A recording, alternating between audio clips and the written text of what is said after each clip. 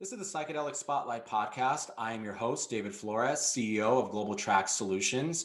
And as many of you know, back at the end of 2020, we here at Global Track Solutions and Psychedelic Spotlight became proud investors in the Conscious Fund. And joining me here today is one of the co-founding members of the Conscious Fund, Richard Skaife. Richard, thank you so much. It is an honor and a privilege to have you here with us on the show. How are you doing today? And likewise, David, I'm doing very well. Yeah, it's a little bit late here in Europe, but we're used to that. Yeah, well, we appreciate you making the time to come on. So back in January, I had the privilege of having your partner there at the Conscious Fund, Henri Cassia, here on the show. We had an opportunity to talk to him a little bit about his background and what led him to becoming involved with the Conscious Fund. So I would like to take a little bit of time here to get to know a little bit about you, your background, how Sure. maybe specifically you became involved in the VC world, and what led you here in the last couple of years to become involved in the medicinal psychedelic space. It was really, I think everything that's happened in my career has been, well, you could say it was either fate or an accident. I ended up getting my first job in venture capital 20 years ago, working for the corporate ventures arm of a mobile telecoms company. I mean, I certainly knew what a mobile telecoms company was, but I probably wasn't too familiar with what a corporate ventures arm was. It was a whole lot of fun. It led me to finding myself in the middle of the electronic music world because I was kind of responsible for doing cool things for the mobile phone operator. And that was putting sponsorship money into very big, what the Americans would call sort of EDM raves. I then ended up being offered a job. So I found myself working for my favorite electronic music brand and then putting on a lot of those EDM raves. I got to see the behavior of large groups of people when they're in an alternative state of mind. And that sort of really fascinated me because I hadn't really had a great deal of sort of personal exposure at that juncture. I then sort of moved on from that after a few years. I ended up setting a ventures incubator. And I was really afforded the opportunity to kind of do anything that I wanted. And I'd always had a fascination with magic and mentalism as a kid. I had a magic shop, which I used to run for my parents' shop when I think I was like 12 years old. It wasn't very successful. I ended up reaching out. It's a really strange story. So I ended up reaching out to a gentleman who's responsible for the behavioral psychology of a very famous mentalist who's on UK TV called Derren Brown, who's a bit of a hero of mine. And I ended up doing an app with this Professor Richard Wiseman called Dream On, which did millions of downloads, was covered on everything from Anderson Cooper to the LA Times. And it was to see if we could actually change people's dreams. It was a large experiment. And it was funny because the conversation with Richard didn't start about doing an app like this. It was actually about sort of more general health tracking of executives who were traveling. And it was always a kind of I think this is a guy who's made his living from making people do things that they weren't perhaps expecting they were going to do. Was I always going to be doing an app about dreaming? Anyway, long story short, and that was a science experiment. So I kind of then thought, well, could I do something which is sort of more sort of commercially focused, more on the mental health space side of things. So I ended up launching a very successful mental health app called DigiPill. It came out at the same time as formats such as Calm and Headspace. And it's still on the App Store today. But unlike Calm and Headspace, which actually all came out of the UK, I didn't jump on a plane and raise money from the West Coast VCs. I kind of listened to what the European VCs were saying, sadly, which was, well, we don't really think sort of mindfulness is going to be a thing. Is it really, a commercial category? And I ended up then becoming a VC. So it was kind of can't beat and join them. I was fortunate to be introduced to Henri, and we just sort of started to kick around what it would look like to create a West Coast style of investing in a brand new category, which is psychedelic medicine. So this was probably 2.5 years ago. We realized it was probably a little bit too early. There was only a couple of companies out in the market, but we could see that there was something there. So we kept our eyes on it. And in March, April 2020, we started to make our first investments, and yeah, it's been pretty nonstop for the last 12 months. Yeah, there's been a lot going on in the last 12 It has. months, It and doesn't look like it did 12 months ago. That much I right. can tell you. Yeah, no, most definitely. And so, I mean, since we announced our investment into the Conscious Fund, I know I've been approached by several folks asking, what is it about the Conscious Fund that encourages and excites me the most? And I mean, for me, it's a simple question to answer, being so plugged into the industry and seeing the work that you guys have done in the last 12 months or so here in assembling a very impressive portfolio of companies within the medicinal psychedelic space. And we're talking companies like Atai Life Sciences, Cybin, Gilgamesh, most recently Wesana Health, which we'll talk about in a moment here. But these are companies that, maybe in the early stage of development, but at least in my opinion, have established a very solid foundation beneath them, and I think have the potential of becoming key players in this industry as it continues to materialize and develop over the next several years. Do you want to maybe elaborate a little bit on that and sort of what the selection process has looked like for you and Henri in terms of selecting the companies that you have chosen to go out and bring into the fund's portfolio? Sure, sure. I mean, well, firstly, thank you. Yeah, I mean, portfolio selection is obviously a very important part of being a VC, and for me, in many ways, it goes much further than whether this company is going to be successful in an individual sense. We try and look for companies which are going to have high degrees of synergies between each other. And a really great example of that will be a deal which has just very recently been announced between Magic Med and April 19 for the creation of the Psy AI initiative. And April 19 is a portfolio company of the Conscious Fund, which is focused on using machine learning and artificial intelligence in drug discovery and also in patient safety. And Magic Med, another portfolio company of ours, is an intellectual property library. So two highly complementary companies, working with each other very, very early on.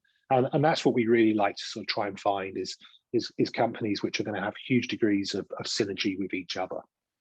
Yeah, and I think that's so important. It's almost like assembling a puzzle. And I see where you guys are looking at each company, and making sure that it fits and just not throwing in Yes. Yeah. companies into the Yeah. fund just for the sake of Yeah. it. So it seems like that's been part of the process, right?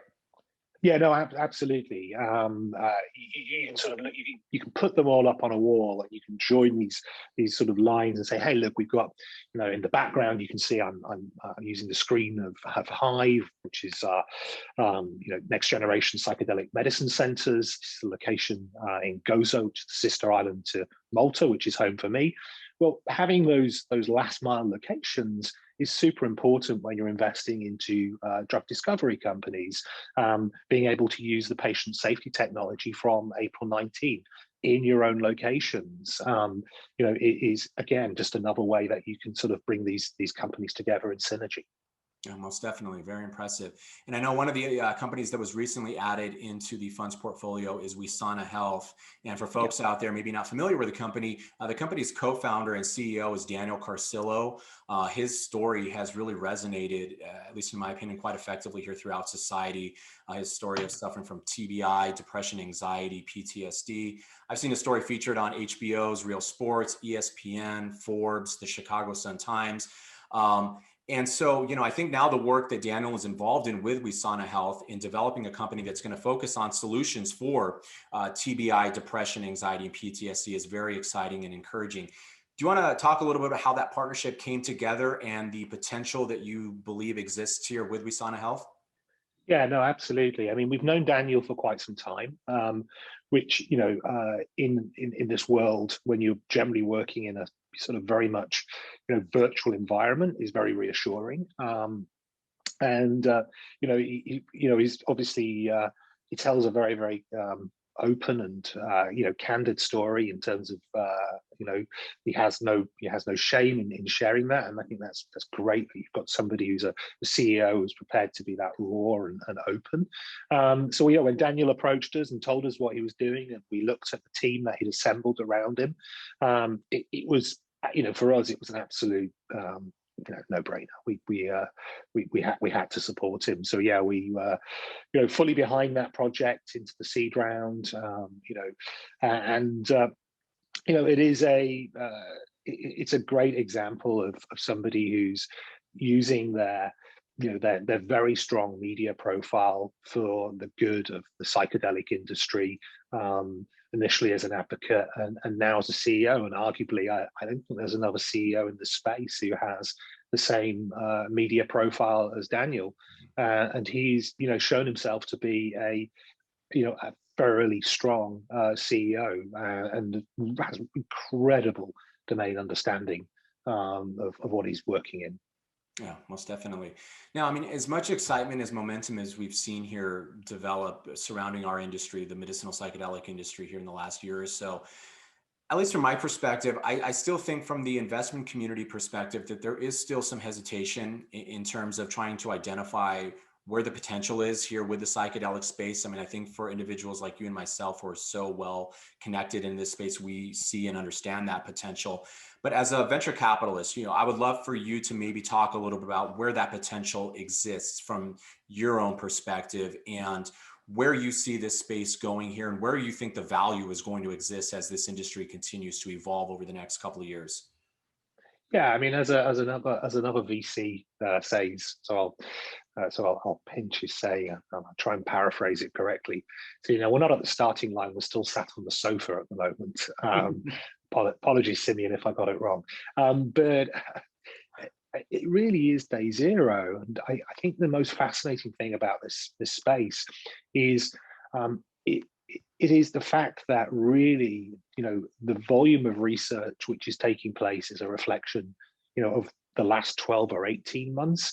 And there really has only been a significant, amount of research done in the last 2 to 3 years. So when you look at any other sort of category of medicine or science, or it's, the application of technology in that category, it just hasn't happened. So, we are going to be blessed, I think, with revelation after revelation, discovery after discovery for quite some time. I think there's going to be an inordinate amount of new areas where psychedelics are applicable, which we don't necessarily at this moment associate with psychedelic medicine. So a lot of the kind of low-hanging fruit is being very well looked after.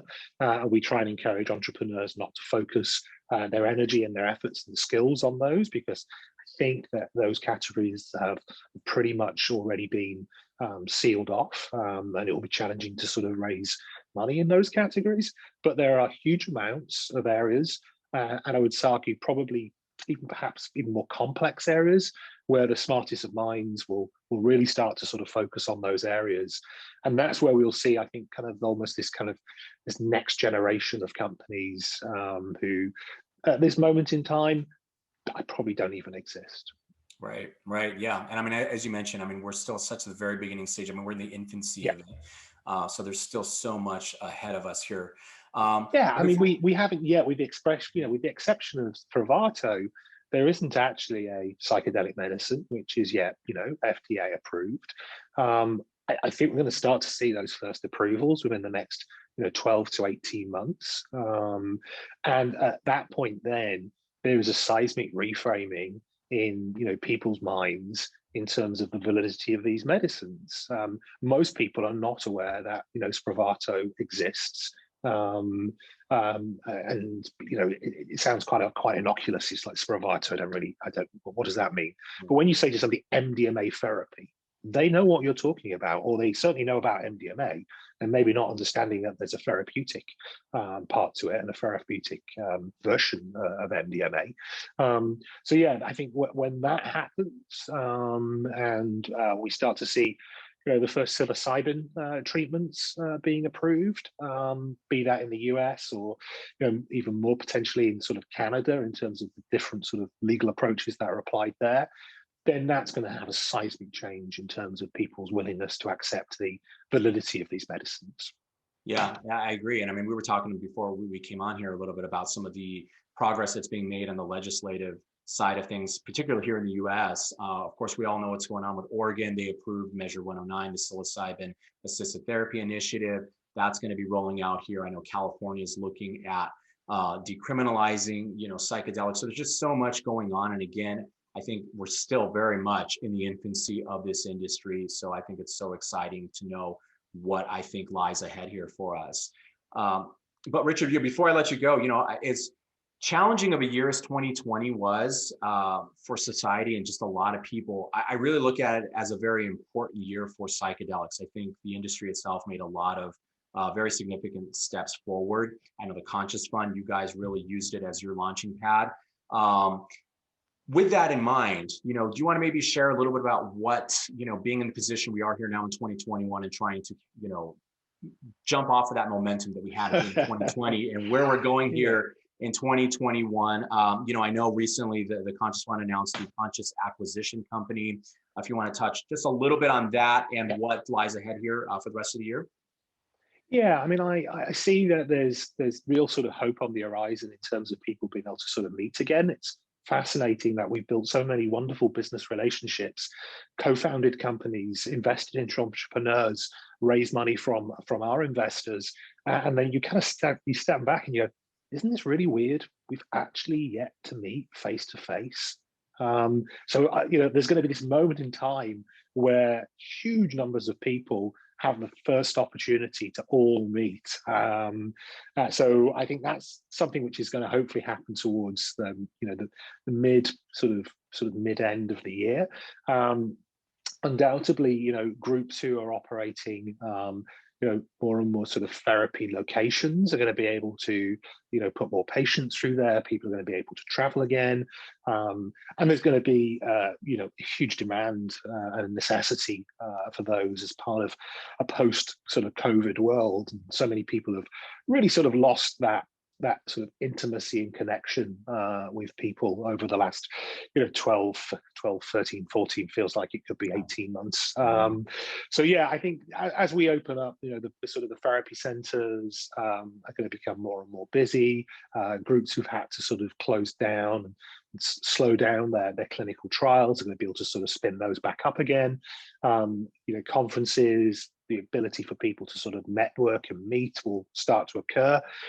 So with all of that, all of those challenges that we've had as a sector, it's incredible to see what's happened in 2020. And I guess only time will tell whether actually everybody having to work remotely and being able to communicate with people all over the world and it not being weird, going into business with people that you've never met, whether it actually was, on reflection, the thing which really sort of, lit the fuse on this category. It may have actually been the enabler, because things had to be done differently. And to your question on the Conscious Acquisition Company, super excited.